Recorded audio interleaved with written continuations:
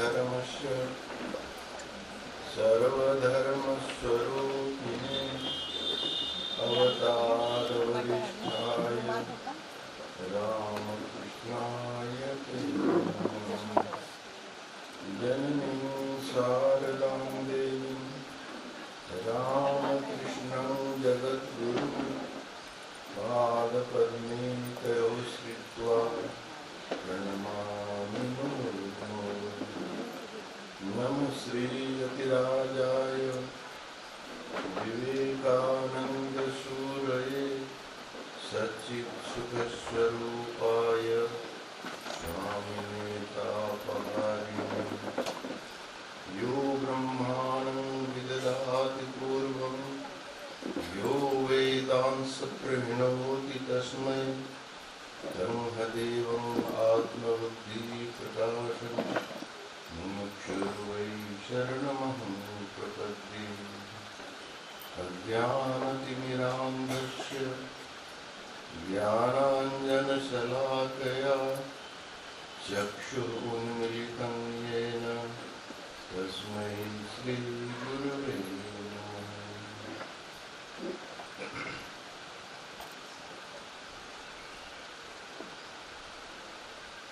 शिविर का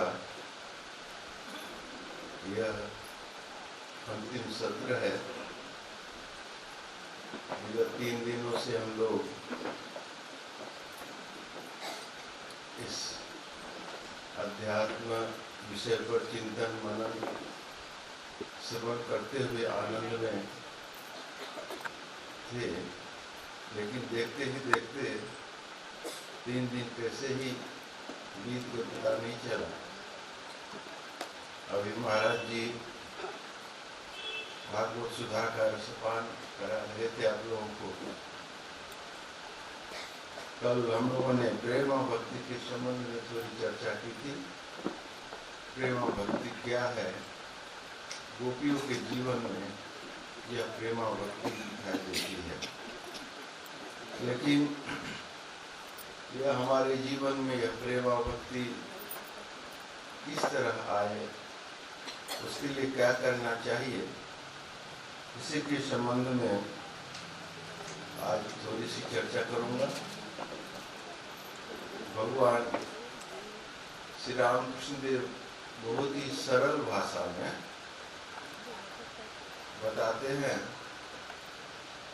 विषये विराज ईश्वरे अनुराग। प्रेम भक्ति प्राप्त करने का यही उपाय है, बहुत सरल। विषय विराग, विषय से अनासक्ति और ईश्वर से आसक्ति चेंज करना है। कभी आसक्ति विषय में है, उससे हटा करके ईश्वर में लगाना है। प्रेम भक्ति प्राप्त करने का यही उपाय है। इसी उपाय को वैदिक भक्ति कहा जाता है। नारद जी कहते हैं, तत्तु विषय त्यागात संग त्यागात च। तत् माने प्रेमाभक्ति प्राप्त कैसे किया जाए? विषय त्यागात, विषय का त्याग करना, और संग त्यागात, विषय आसक्ति का त्याग करना। 2 चीज बताते हैं, विषय का त्याग और विषयासक्ति का त्याग। विषय का त्याग करने से हो जाता, लेकिन विषयासक्ति का भी उल्लेख उन्होंने किया है जानबूझ करके। क्यों? श्री रामकृष्ण देव कहते हैं कि एक व्यक्ति था, घर में कुछ अनबन हो गई, आपस में कहासुनी हो गई, घर छोड़ करके भाग गया, बनारस चला गया, गृह त्याग कर दिया, सब का त्याग कर दिया, बनारस गया। और बनारस में कुछ दिन रहने के पश्चात घर पर एक चिट्ठी लिखता है, मैं यहाँ हूँ, अच्छी तरह हूँ, कुछ दिन बाद घर लौटूंगा। तो ऊपर से देखने से लगता था कि उसने गृह त्याग कर दिया, लेकिन मन से नहीं किया, मन से त्याग करना है। यह कैसे होगा? जब तक विषय के प्रति हमारे मन के अंदर जो आसक्ति नहीं है, उसका जब तक त्याग नहीं करेंगे, तब तक विषय त्याग बाहर से भले ही करे दिखाने के लिए, लेकिन विषय का त्याग नहीं होगा। और दूसरी बात है, यह जो विधान है, यह विधान सबके लिए है, सन्यासी हो, गृहस्थ हो, सबके लिए। तो इसीलिए दोनों चीज उन्होंने इंक्लूड किया। जो सन्यासी है वह विषय को बाहर से भी त्याग करेगा और अंदर से भी त्याग करेगा, लेकिन जो गृहस्थ है बाहर से तो त्याग नहीं कर सकते हैं, केवल आसक्ति का त्याग कर सकते हैं। ठाकुर बोलते हैं गृहस्थ लोगों के लिए विषय को बाहर से त्याग करने की जरूरत नहीं है, केवल मन से त्याग करने से होगा।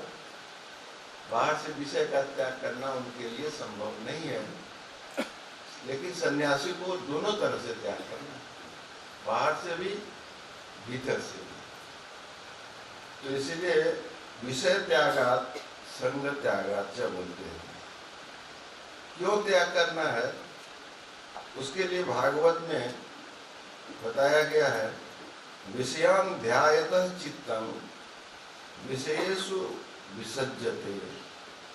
विषय का जब चिंतन हम करते हैं तो मन विषय में डूब जाता है, और जब मन विषय में डूब जाएगा तो भगवान में मन नहीं लगेगा। इसीलिए श्री रामकृष्ण देव कहते हैं कि बीच बीच में निर्जन वास करना चाहिए।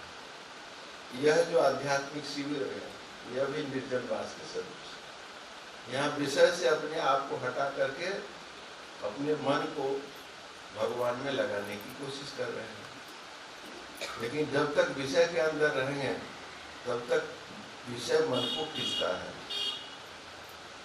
विषयान् ध्यायतः चित्तं विषयेषु निबध्यते माम अनुस्मरत चित्तं मयेव प्रविलीयते। और मेरा अनुस्मरण करते हुए, मेरा मन ईश्वर का अनुस्मरण करते हुए चित्त ईश्वर में विलीन हो जाता है। इसीलिए एक को हटाना है, दूसरे को पकड़ना है। अब श्री रामकृष्ण देव क्या कहते हैं मैं बताता हूं यहां से।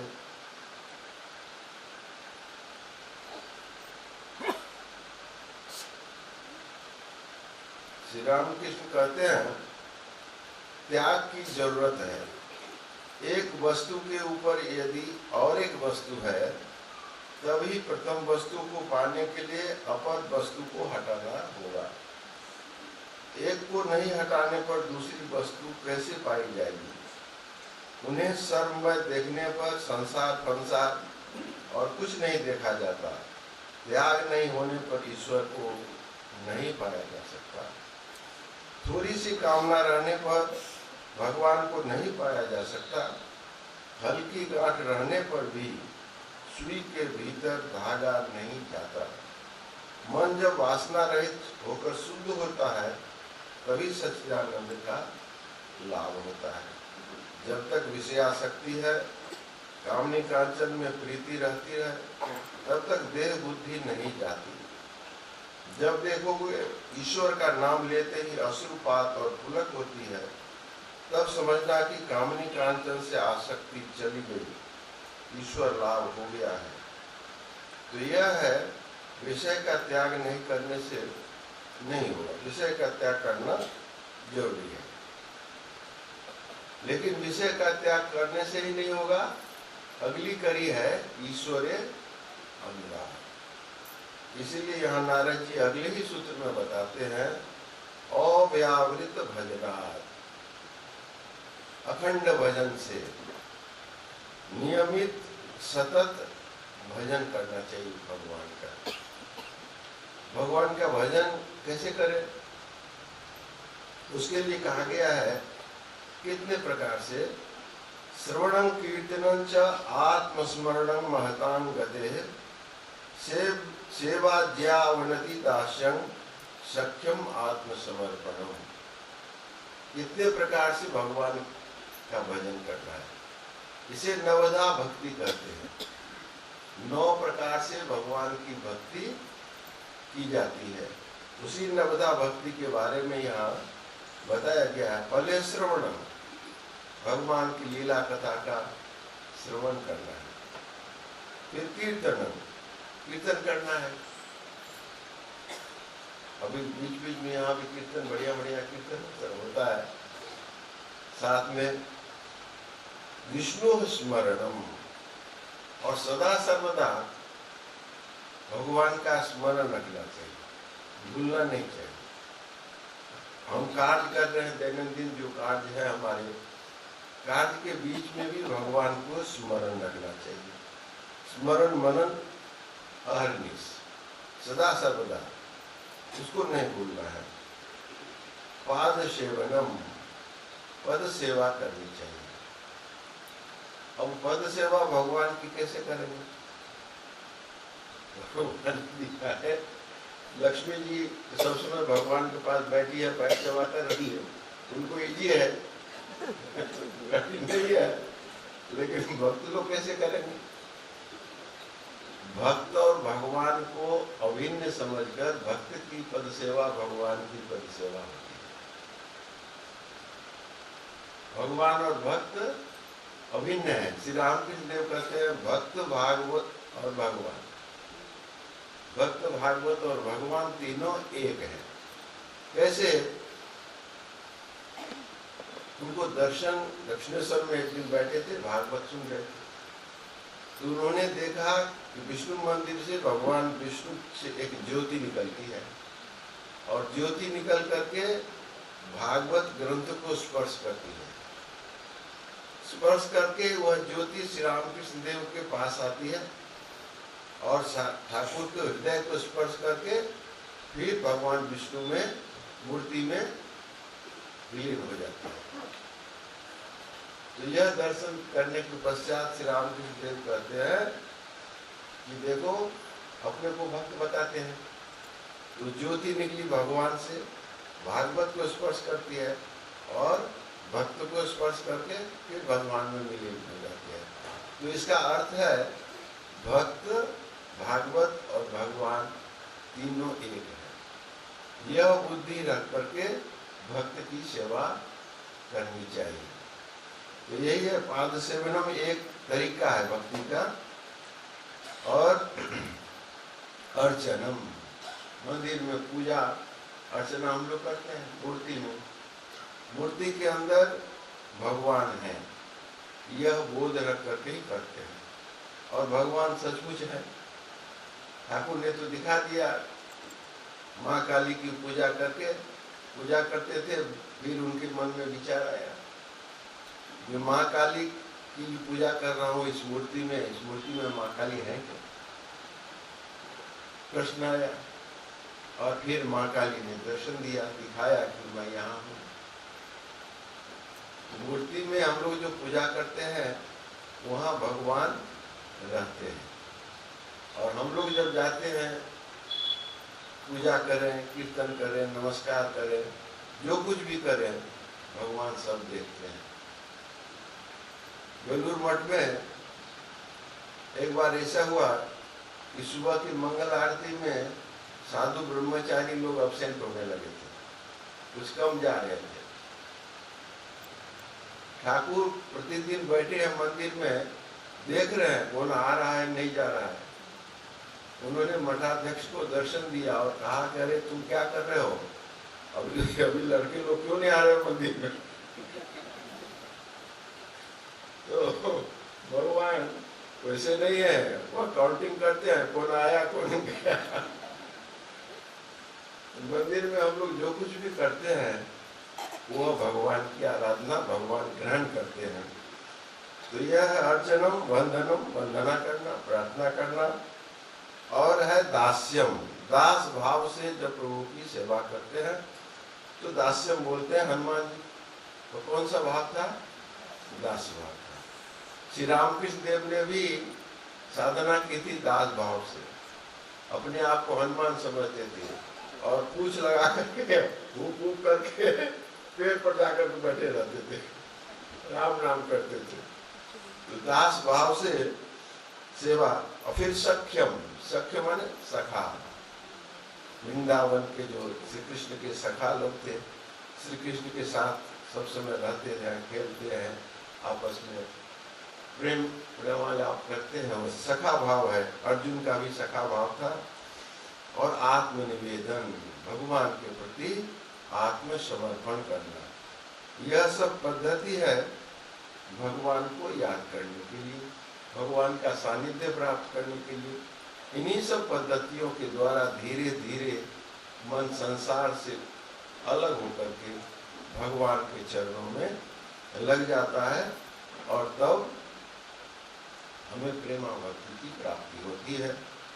फिर आगे नारद जी कहते हैं, आज संक्षेप में बताऊंगा क्योंकि अंतिम दिन है, समाप्त करना है। फिर लास्ट नारद जी कहते हैं, लोके भी भगवत गुण श्रवणात् कीर्तनात् च। अब यह क्या, जिनके लिए संभव है एकांत में अकेला भगवान का श्रवण कीर्तन मनन जो भी करना है करें। जो साधु सन्यासी हैं या वैष्णव हैं, कुटी बना करके कहीं हैं, गुफा में है, अकेले कर सकते हैं। लेकिन बाकी लोग सामूहिक रूप से करें। तो ये कीर्तन एक साथ हम लोग करते हैं, इसकी महिमा है। इसलिए कहते हैं लोके भी, सबके साथ मिलकर भी भगवत गुण श्रवणात् कीर्तनात् च। भगवान का गुण श्रवण, भगवान की लीला कथा का श्रवण करना चाहिए, कीर्तन करना चाहिए सामूहिक रूप से। इंडिविजुअली तो हुआ अकेले, लेकिन सबके साथ मिलकर, यह भी प्रेमा भक्ति प्राप्त करने का एक उपाय है। गीता में भगवान श्री कृष्ण स्वयं कहते हैं, मज्जिता मद्गत प्राण बोधयन्तः परस्परम कथयन्तस्य मां नित्यम तुष्यन्ति रमन्ति च। जिनका चित्त मुझ में लगा हुआ है, जिनके प्राण मुझसे युक्त हैं और मेरे संबंध में जानते हुए कहते हुए परस्परम आपस में फिर आनंद करते हैं, तुष्यन्ति रमन्ति च, आनंद करते हैं, संतुष्ट होते हैं। भगवान कहाँ रहते हैं? भगवान भक्तों के हृदय में रहते हैं। नाहं तिष्ठामि वैकुंठे योगिनां हृदये न च मद्भक्ता यत्र गायन्ति तत्र तिष्ठामि नारद। मैं वैकुंठ में नहीं हूँ, योगी केवल योगी जो गुफा में बैठे उनके हृदय में नहीं हूँ। जहाँ मेरे भक्त आपस में बैठ करके मेरा श्रवण कीर्तन करते हैं, मेरे नाम का गुण का, उनके अंदर मैं वास करता हूँ। यह है भगवान की प्रेमा भक्ति प्राप्त करने का सहज उपाय। लेकिन एक बात और है, केवल इसी से नहीं होगा, यह सफिशिएंट नहीं है। यह हमारा प्रयास है, जरूर है, लेकिन इससे हम भगवान को बांध नहीं सकते। इतना जप करेंगे, इतना ध्यान करेंगे तो भगवान को हम खरीद लेंगे, यह नहीं होगा। उससे भगवान को बांध नहीं सकते हैं। यह हमारा प्रयास है, और उस प्रयास से भगवान देखते हैं कि वह मुझको चाहता है, मेरे पास आना चाहता है। जैसे छोटा सा बालक है, वो माँ के पास जाना चाहता है, रोने लगता है, छटपटाने लगता है। माँ कहीं दूर में है, बालक नहीं जा सकता है माँ के पास। लेकिन यह जो रोना और छटपटाना है, उससे माँ को पता चल जाता है कि वो बच्चा मेरे पास आना चाहता है। माँ खुद आ जाती है उस बच्चे के पास, उसको गोद में उठा लेती है। तो हमारे जितने भी साधन भजन जो कुछ है, वह यही केवल रोना छटपटाना है भगवान के लिए। भगवान खुद आते हैं। कैसे आते हैं? उन पर महापुरुष की कृपा करा देते हैं, सद्गुरु मिल जाते हैं जो मार्गदर्शन कर देंगे, सहायता करेंगे। यह भगवान की कृपा से होती है। बिना भगवान की कृपा से महापुरुष लाभ, सद्गुरु नहीं मिलते। तो जब सद्गुरु मिल जाए तो समझना चाहिए कि ईश्वर की कृपा हो रही है। लेकिन सद्गुरु प्राप्त करने की इच्छा तो पहले चाहिए। यदि इच्छा ही नहीं हो तो दीक्षा देने महाराज लोग आते हैं तो फॉर्म तो फिलअप करना पड़ेगा। यदि कोई फॉर्म ही नहीं फिलअप करे तो दीक्षा कहाँ से होगी? तो हमारी इच्छा की जरूरत है। तो हमारे अंदर इच्छा है कि नहीं, भगवान इसको देखते हैं। दक्षिणेश्वर में श्री रामचंद्र दत्त थे, ठाकुर के भक्त थे। तो उनकी एक शिकायत थी, कुछ नहीं होता है, कुछ नहीं होता है। तो एक दिन आए दक्षिणेश्वर में ठाकुर के पास, वही शिकायत लेकर के, कुछ नहीं होता है। तो ठाकुर ने खूब जोर से डांटा, कहा तुमको जो बताता हूँ तुम करता नहीं है, और केवल मुझे आकर के कहता है कि कुछ नहीं होता है, कुछ नहीं होता है। मैं जो कहता हूँ उसको पहले करके तो देखो, फिर कुछ होता है कि नहीं होता है। जब जोर से डांट पड़ी तो रामचंद्र दत्त को थोड़ी होश आई और पंचवटी में जाकर के एकांत में बैठ करके भगवान का चिंतन मनन करने लगे। आंखें बंद करके भगवान का स्मरण करने। अब आधा घंटा भी नहीं स्मरण हुआ, श्री रामकृष्ण देव वहां पहुंच गए और स्पर्श करके धन्य कर दिया। लेकिन उतना करना जरूरी है। भगवान ने दिखाया, अरे कुछ तो करो, कुछ यदि नहीं करोगे तो मैं कैसे समझूंगा कि तुम मुझे चाहते हो। तो कुछ करना जरूरी है, लेकिन वह सफिशिएंट नहीं है। भगवान की कृपा, ठाकुर आकर के स्पर्श करके और फिर उसके मन को ऊपर उठा देते हैं। तो भगवान की कृपा जरूर होगी, लेकिन कृपा प्राप्त करने के लिए कुछ करना पड़ता है। तो यह वैदिक भक्ति है, वह कुछ करने के लिए है, और बाकी काम भगवान खुद कर देते हैं। महापुरुष की कृपा प्राप्त हो जाती है, भगवान की कृपा प्राप्त हो जाती है। इसीलिए यहाँ पर कहते हैं नारद जी, जो वैदिक भक्ति हमारी वह तो ठीक है, लेकिन मुख्यतः तो महत् कृपया एव भगवत कृपा लेशात्वा।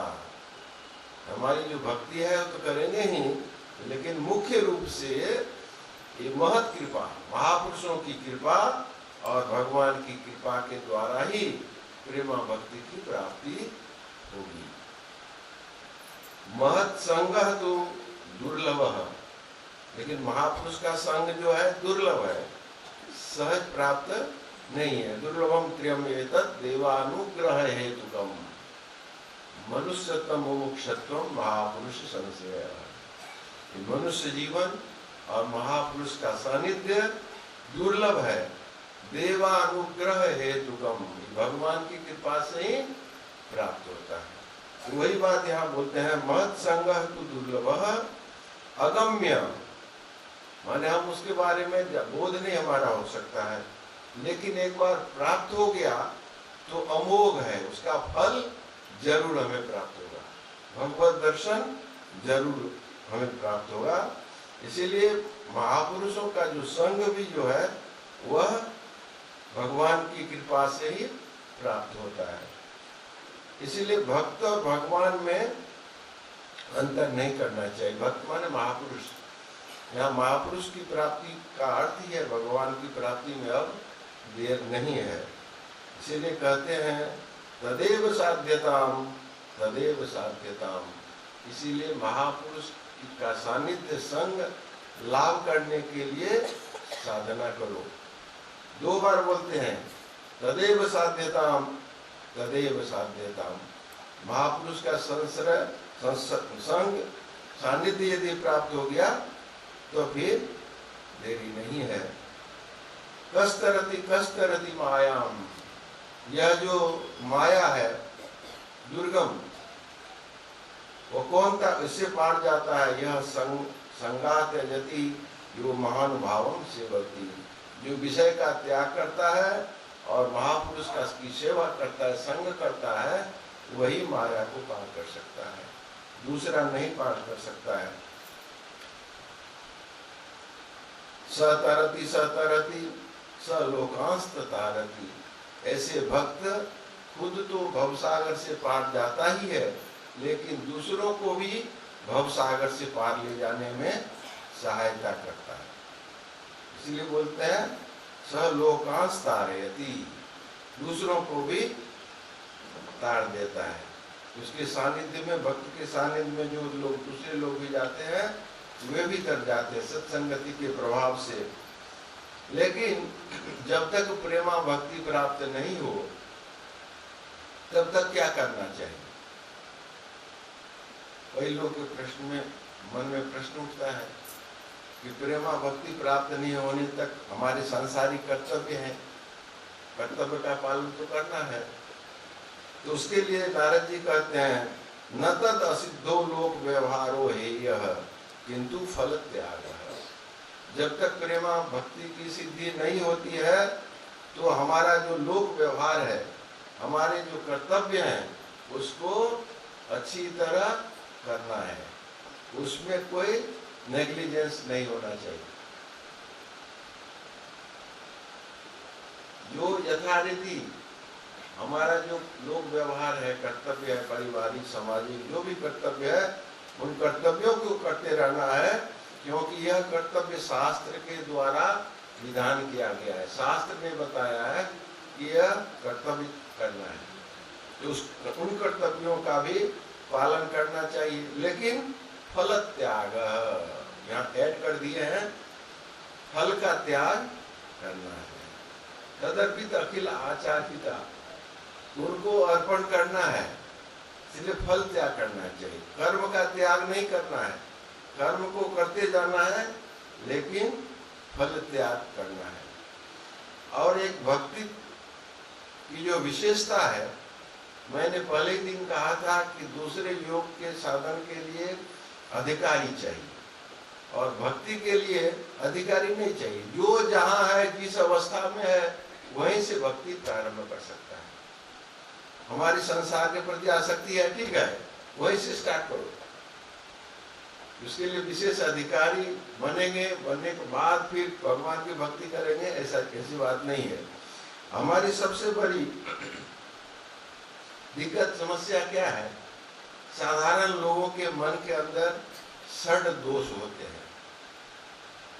काम, क्रोध, लोभ, मद, मोह, मात्सर्य, ये 6 प्रकार के दोष हैं,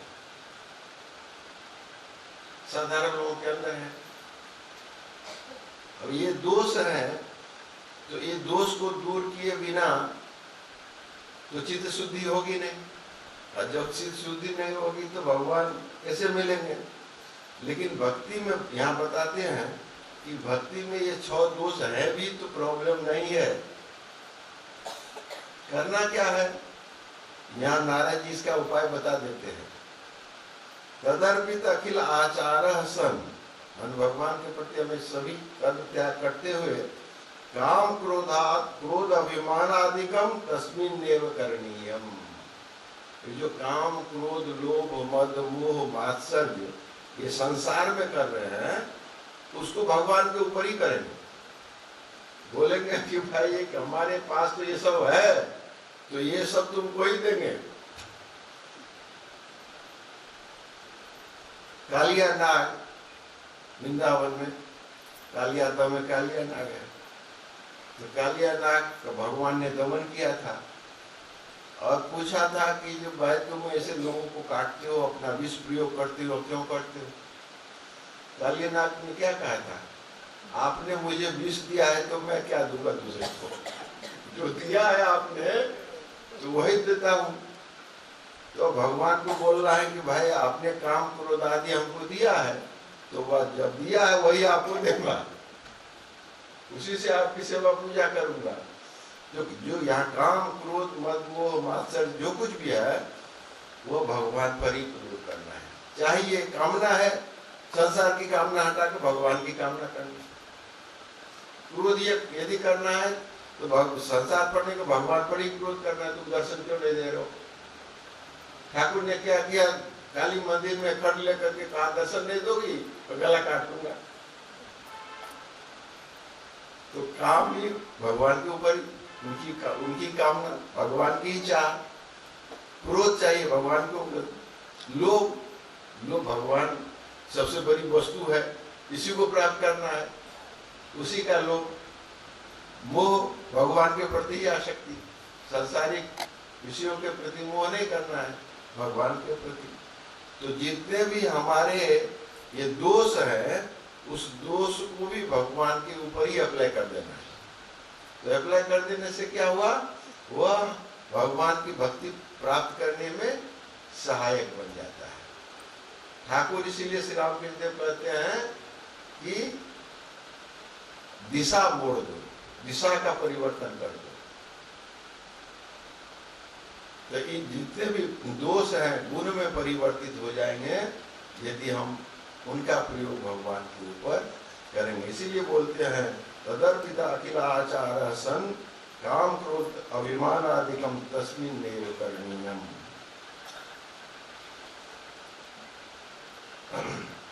काले प्रतीक्षमाने सनार्धम अपि व्यर्थं न नेयम।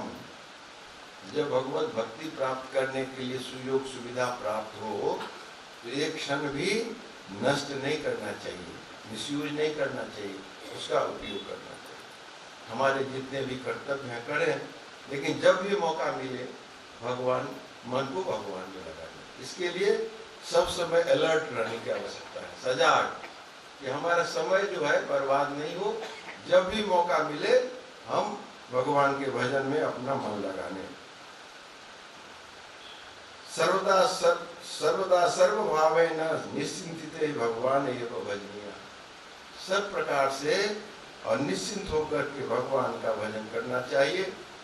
इस तरह यदि हम नियमित रूप से अपने जीवन को परिचालित करें तो हमारा मन भगवान में लग जाएगा और हमें पराभक्ति की प्राप्ति होगी। इसीलिए कहते हैं सकीर्तमान शीघ्रम एव आविर्भवति अनुभाव यदि च भक्ता। इस प्रकार से भगवान का यदि हम भजन करें तो शीघ्र ही भगवान का हमारे अंदर आविर्भाव होता है, और वो आविर्भाव हुआ क्या नहीं हुआ उसका पता भी हमें चल जाता है। यह पराभक्ति प्राप्ति करने के लिए सहज उपाय है। अभी जब पराभक्ति की प्राप्ति होती है तो भक्त की क्या अवस्था होती है, मैंने संक्षेप में पहले बताया था, लेकिन आज और कुछ सूत्र मैं बताऊंगा यहाँ से, जिससे मालूम होगा कि भक्त होने से क्या लाभ है, या भक्त के जो आश्रित लोग हैं उनको क्या इससे मिलने वाला है। यहाँ पर बोलते हैं नारद जी, भक्तः एकांतिनः मुख्याः तन्मया। जो भक्त है एकांती है, वो मुख्य भक्त है। एकांती का मतलब क्या होता है, जो सब आश्रय का त्याग करके अनन्य भक्ति भगवान के ऊपर जिनकी हुई है वह भक्त एकांती होता है। उसी को तन्मयता प्राप्त होती है, वह पूरी तरह भगवान में लीन हो जाता है। उस दिन मैंने कहा था प्रेमी, प्रेम और प्रेमास्पद तीनों एक हो जाते हैं। भक्त और भगवान की दूरी समाप्त हो जाती है। भक्त भगवान के सानिध्य में चला जाता है, पूरी तरह अपने आप को भगवान से पृथक नहीं समझता है। तो यह है तन्मयता की स्थिति। यह स्थिति जब प्राप्त हो जाए तो ऐसे भक्त को मुख्य भक्त कहते हैं। बाकी साधक साधना कर रहे हैं, प्रयास कर रहे हैं, और साधना की परिणति जब होती है तो वह भक्त मुख्य हो जाता है, भगवत स्वरूप हो जाता है। फिर उसमें क्या होता है, कंठावरोध, और गला बैठ जाता है, बोल नहीं पाता है, गले से आवाज नहीं निकलती है। रोमांच, शरीर में पुलक होता है, रोमांच होता है। गोपियां तृण को देख करके, घास को देख करके कहती है तुम्हें जरूर भगवान के दर्शन हुए, स्पर्श प्राप्त हुए, इसीलिए तुम रोमांचित हो रही हो। तो यह है लक्षण। जब भक्त भगवान में लीन हो जाते हैं, तन्मय हो जाते हैं, तो उनके अंदर ये सब लक्षण उदित होते हैं। अब कुछ बोल नहीं पाते हैं। तन्मयता का लक्षण यह तो सबका अनुभव है। दैनंदिन व्यवहार में भी जब हम बहुत भावुक हो जाते हैं तो बोलना मुश्किल हो जाता है, अंदर से आवाज नहीं निकलती है। स्वामी विवेकानंद जी जब भारत भ्रमण कर रहे थे तो माउंट आबू पर तुरानी जी महाराज से भेंट होती है, लेकिन भारतवर्ष की अवस्था को देख करके स्वामी जी बहुत ही भावुक हो गए, दुखित थे। तुरानी जी कहने लगते हैं कि हरि भाई, मैं तेरे धर्म को तो आज तक नहीं समझ पाया, लेकिन भारतवासियों के दुख को देख करके मैं बहुत ही व्यथित हूँ, दुखित हूँ, और मेरा हृदय विशाल हो गया है। अब मैं दूसरों की पीड़ा में पीड़ा का अनुभव करना सीख गया। इतना बोलने के बाद फिर नहीं बोल पाए, बहुत अधिक इमोशनल हो, उस भाव में इतने डूब गए, फिर नहीं बोल पाए, उनके मुंह से कोई आवाज नहीं निकली। तो यह हमारे जीवन में भी होता है। जब किसी विषय को लेकर के तन्मय हो जाते हैं, उसके में डूब जाते हैं, तो फिर बोल भी नहीं पाते हैं, कंठ अवरोध हो जाता है, रोमांच, अश्रु भी। अभी है कि अश्रुपात, यह प्रेमाश्रु, एक है दुख से भी अश्रु और एक होता है आनंद से अश्रु। तो यह प्रेमाश्रु निकलने लगता है, भक्त के आंखों से प्रेमाश्रु का विसर्जन होता है और भक्तगण आपस में लिपट करके आनंद करने लगते हैं, नाचने लगते हैं। परस्परम लपमाना पावयंती, ऐसे भक्त क्या करते हैं, पावयंती कुलानी पृथ्वी, अपने कुल को पवित्र कर देते हैं, सारी पृथ्वी पवित्र हो जाती है। जहाँ जिस स्थान पर ऐसे भक्त के अश्रु गिरते हैं वह स्थान पवित्र हो जाता है। कोई महापुरुष हो, कोई संत हो, जब जाते हैं तो हम लोग जहाँ से गुजरे हैं उस चरण लग लेते हैं, पृथ्वी को प्रणाम करते हैं। क्यों? हमारा भाव रहता है कि जहाँ से गुजरे हैं, जिस पृथ्वी पर उनके पैर का स्पर्श हुआ है वह पृथ्वी पवित्र हो गई, इसीलिए हम लोग वहाँ जाकर के प्रणाम करते हैं। वही बात यहाँ बोलते हैं कि ऐसे भक्त के द्वारा पावयंती कुलानी पृथ्वी, कुल पवित्र हो जाता है और पृथ्वी भी जहाँ रहते हैं वो पवित्र है। कहते हैं कि ठीक ठीक भक्त हो, 14 पुरुष का उद्धार हो जाता है,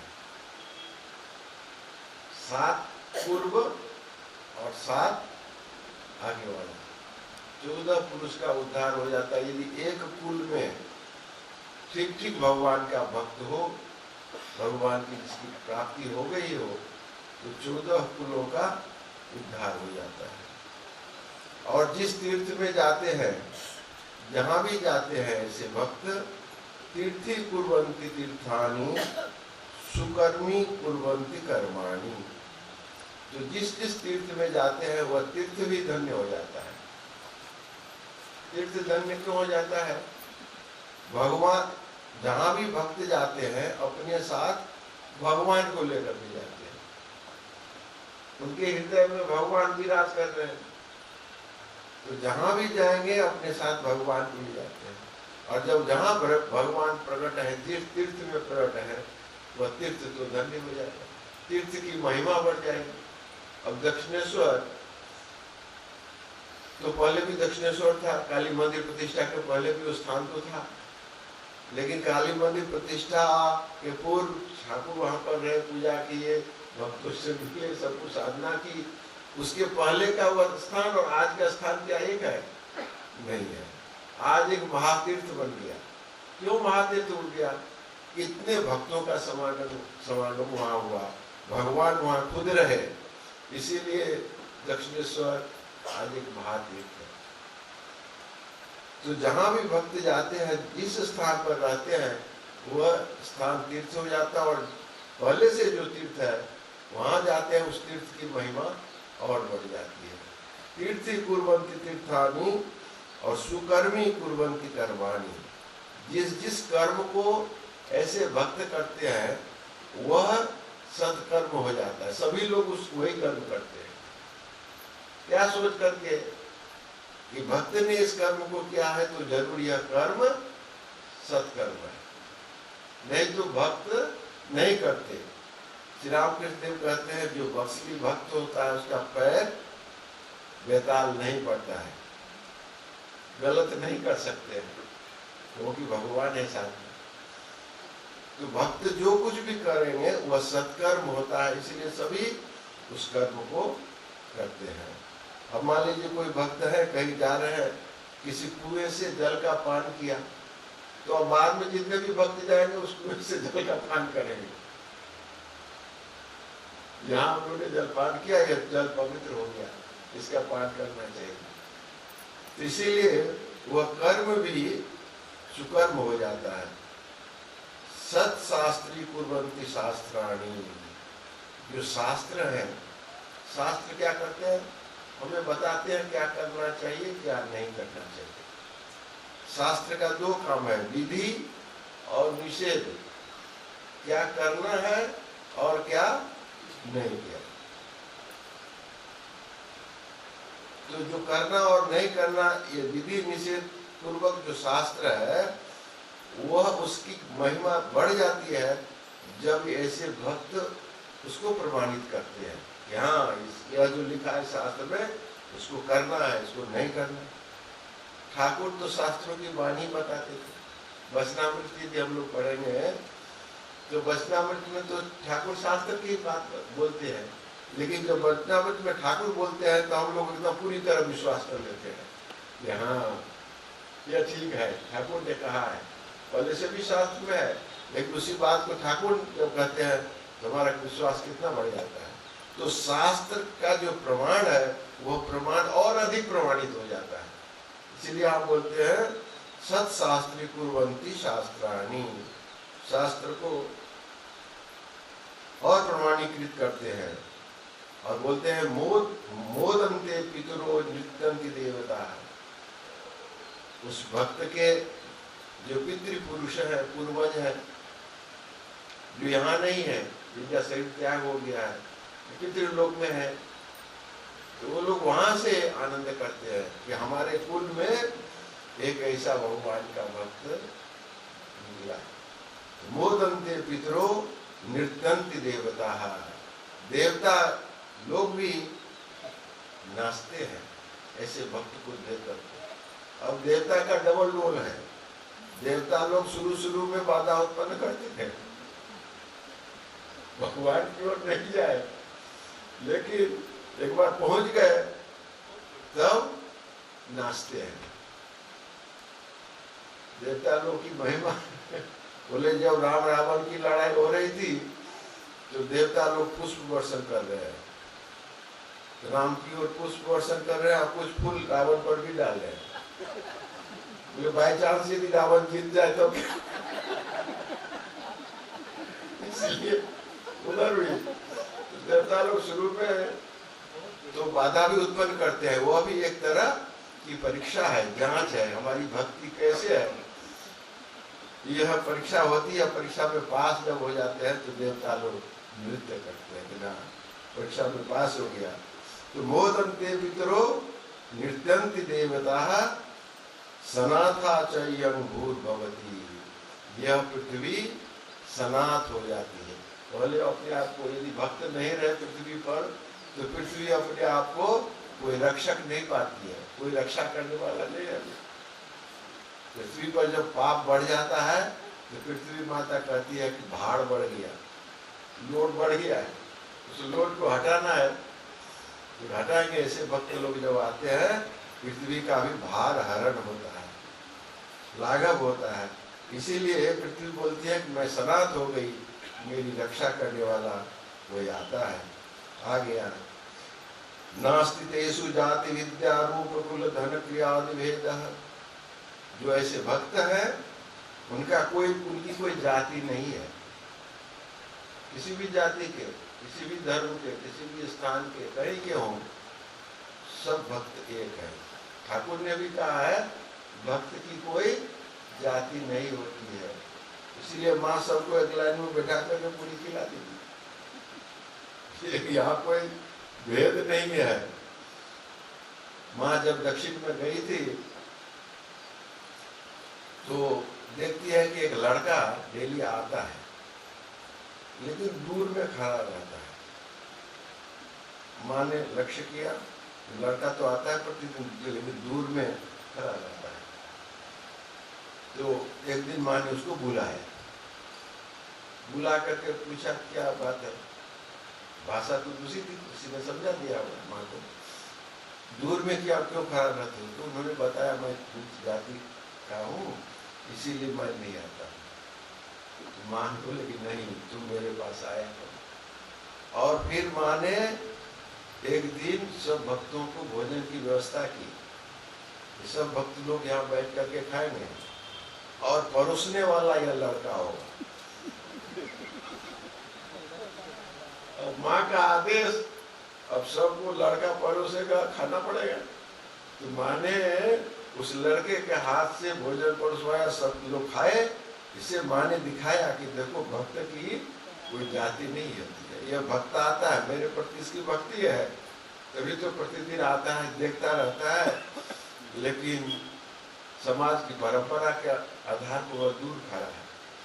तो माँ ने उससे भोजन सबको परोसा और सब लोग भक्त आनंद से खाए। भक्त की जाति नहीं होती है।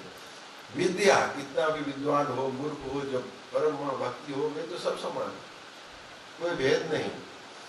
रूप का भी अच्छा हो देखने में कि अच्छा नहीं हो, उससे कुछ आता जाता नहीं। भक्ति तो भीतर की चीज है, शरीर से उसका कोई लेना देना नहीं। तो भेद का, रूप का भी भेद मिट जाता है। कुल, किस कुल में जन्म हुआ था, अच्छे कुल में कि बुरे कुल में, कुछ नहीं देखना। अब तो भक्त हो गए, पवित्र हो गए। धन, धनी था कि गरीब था, यह भी कुछ नहीं देखते हैं। क्या करता था पहले, यह भी नहीं देखते हैं। जब परमा भक्ति की प्राप्ति होती है तब सब एक हो जाता है। ठाकुर बोलते हैं जब वर्षा काल में बाढ़ आती है, सब जगह पानी फैल जाता है, तो सब एक हो जाता है। ऊंचा नीचा कुछ नहीं दिखाई देता। दिखाई देता है क्या? एक लेवल सब दिखाई देता है। तो भक्ति की बाढ़ जब भक्त के हृदय में आती है तो सब जितने भेद हैं सब भेद मिट जाते हैं, सब एक हो जाते हैं। यह अवस्था है भक्तों की, जो भगवान यतः दिया, क्योंकि वे सभी भगवान के हो जाते हैं।